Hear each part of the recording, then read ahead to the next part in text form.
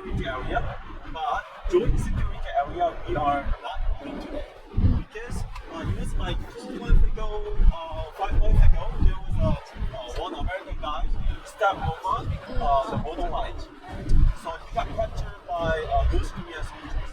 But very, very unfortunate that the North Korean soldiers they just sent to the UN soldiers. So actually he went back to the America and he's now in jail. So because of that happening, JSA is not longer in service anymore. But we are going to DMZ. So we are going to 3 different places at the DMZ. So first one is known as third invasion tunnel.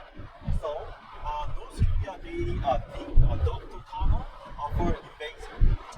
So that was why this third invasion tunnel open to the public and open to the tourists.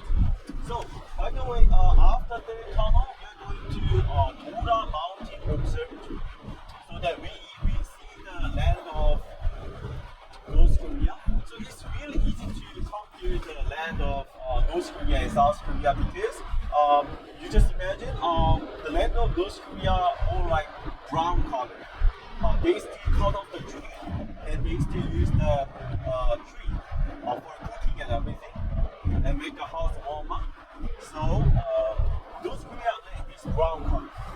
Mountain without trees, brown color, but South Korea you will see so many trees. So that colors you can come here so that you can get to it. So after Dora Observatory then we are going to Unification Village, so which is the village located in DMZ. Still people living in DMZ. So like approximately 400 people still living in DMZ. Mostly they are farmers. So for the people living in DMZ, they have advantage, which is they don't need to pay any tax. They get free education. But there is one thing, they have curfew. They have to come back their hometown before sunset. So they are allowed to travel to Seoul City or other province, maybe not Busan City because it's far away and like Busan City is 4 hours or 5 hours away from DMZ. So round trip is when they are 10 hours. Yeah. So anyway. So as I mentioned, it's a military country area, so we're gonna pass checkpoint. So there is a soldiers. We jump on the bus. So basically, we're gonna jump on the shuttle bus. So we're gonna share the shuttle bus with other people. Could be Korean people or could be other people from different countries. Because we are small group, so only the big group, such as more than 30 people, are allowed to go in DMZ with a private class. So this vehicle, we are not going to DMZ, but we're going to jump on the shuttle bus. And I'm going to be with you all the time. Also, there is one precaution. When you go to third tunnel, so we're going to watch a film which is 7 minutes about DMZ. And then we're going to go into the third tunnel, but it's quite deep, very deep and very narrow. So my height, I have to bend my body all time when you reach out down there. So my precautions, if you have any claustrophobia, maybe I don't recommend you to go inside. Or if it is too hard, because this third tunnel is very narrow. So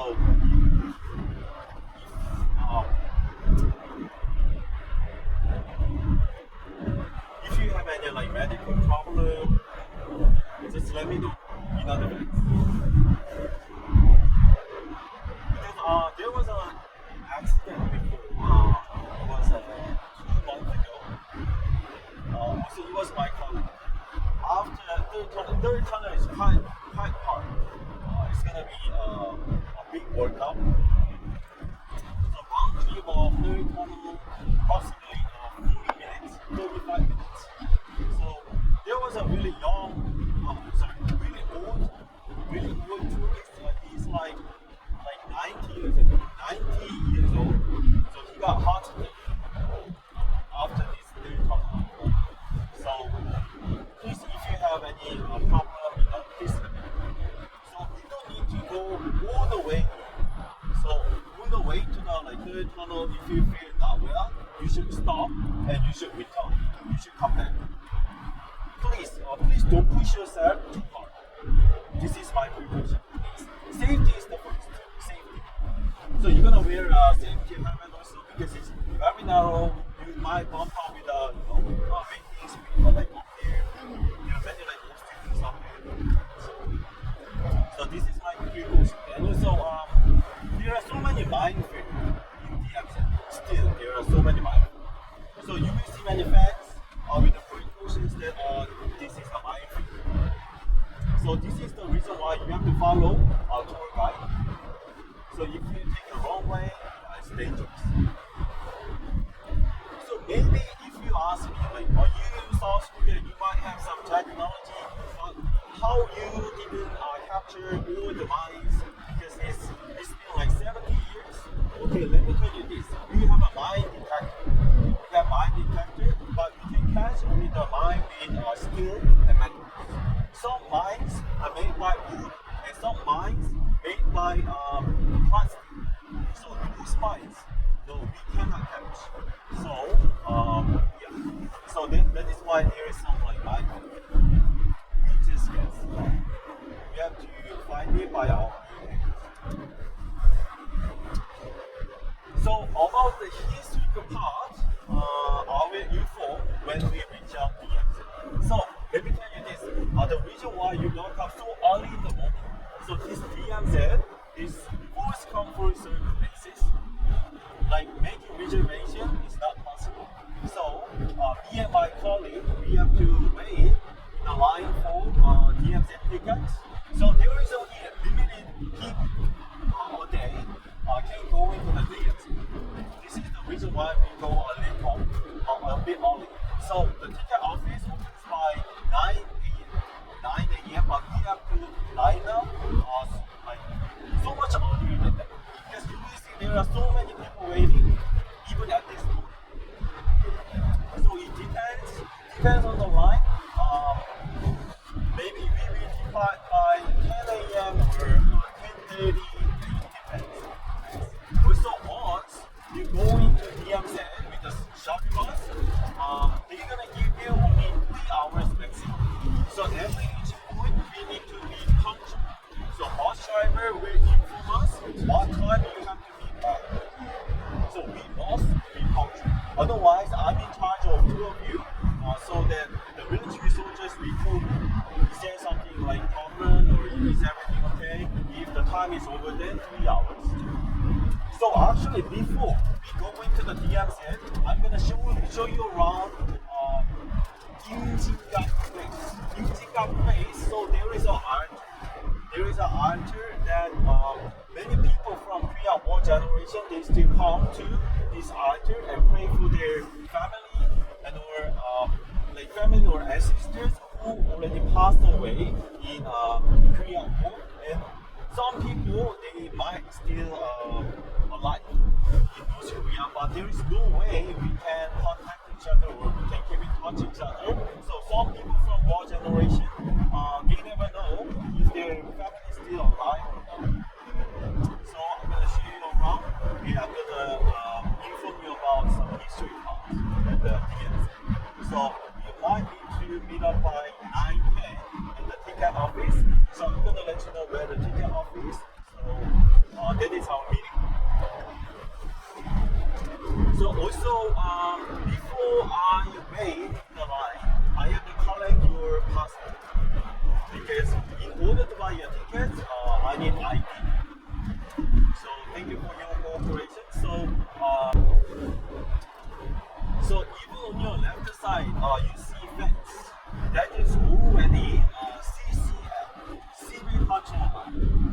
So before DMZ, before demilitarized zone, there is a CCL, civil control line, at this premises. So North Korea is quite close to Seoul City. So if you take approximately 15 minutes, 20 minutes, so please take some rest. And please don't get too nervous. I'm going to be with you all the time.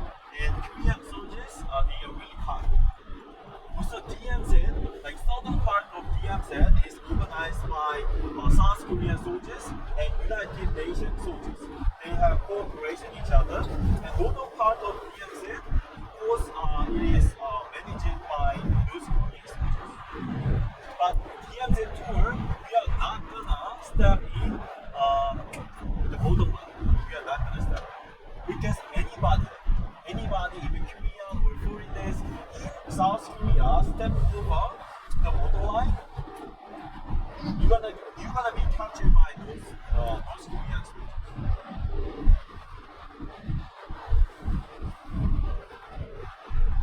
But you're gonna see the borderline at the third corner, at the end of the third corner. So that borderline, actually just right before borderline, there is a concrete wall, just in order to like prevent any accident that people come across the borderline. But there is a glass window so that we can see the borderline.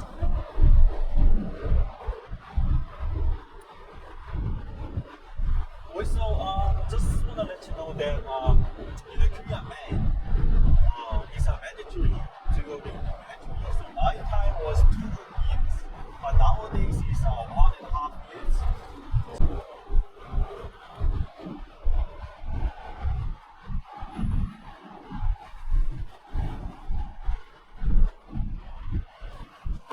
actually,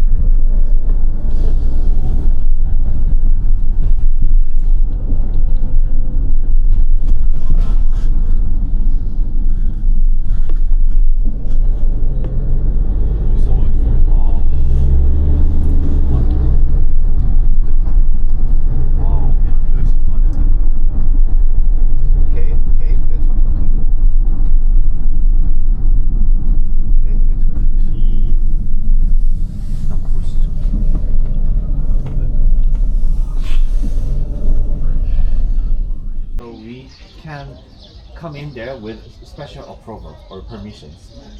So on the left side there is a bridge which is was the train, but it was destroyed partly because of the Korean War. Because there were bombing over there, so it's not used anymore. And on the right side there's another bridge over there, and that is called Unification Bridge.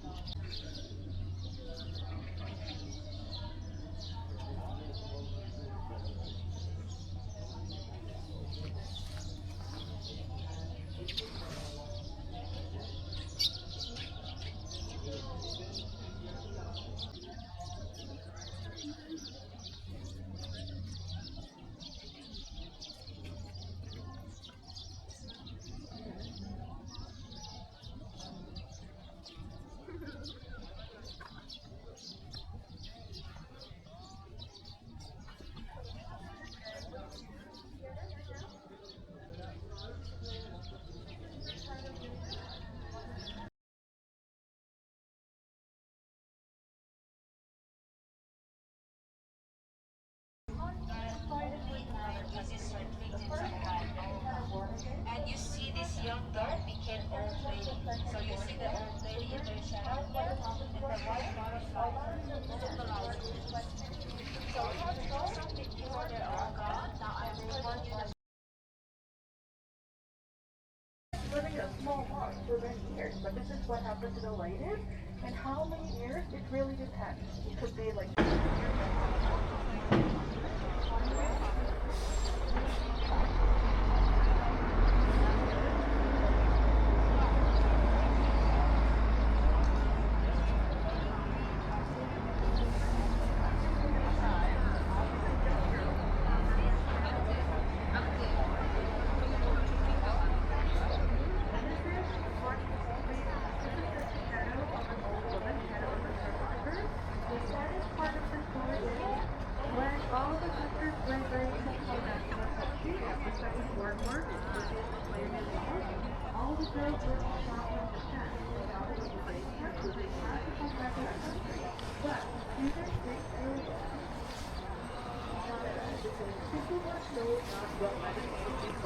that's why most of the Koreans thought were the shame of the country, shame of the world, well, occupation. They were reflected from the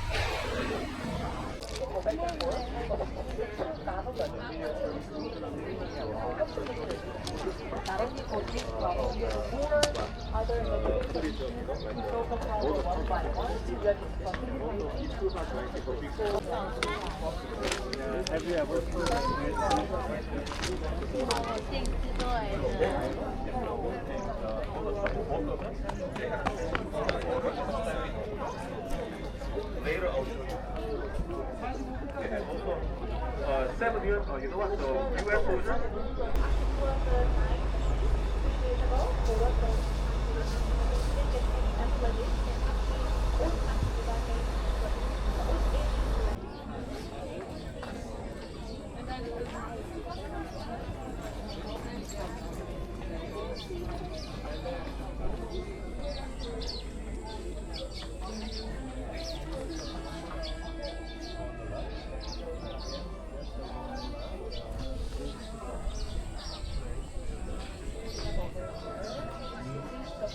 US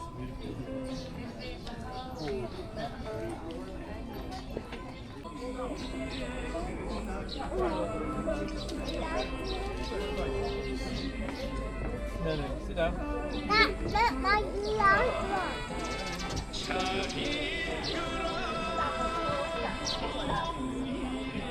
Ooh, on the roof to the south.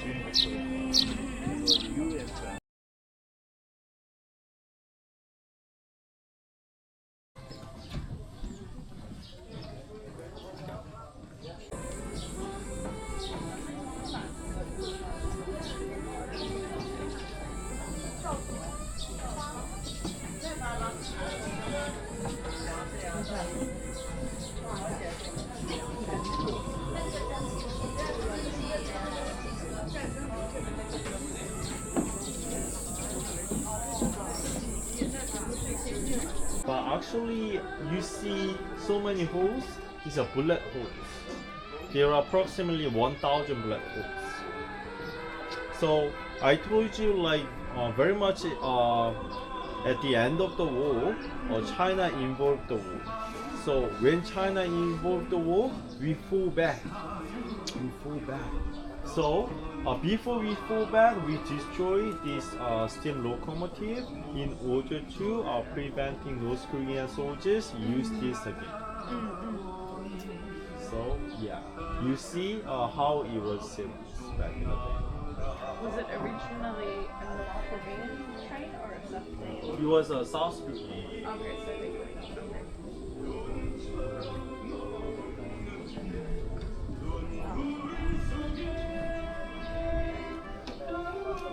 So maybe can I take you one photo?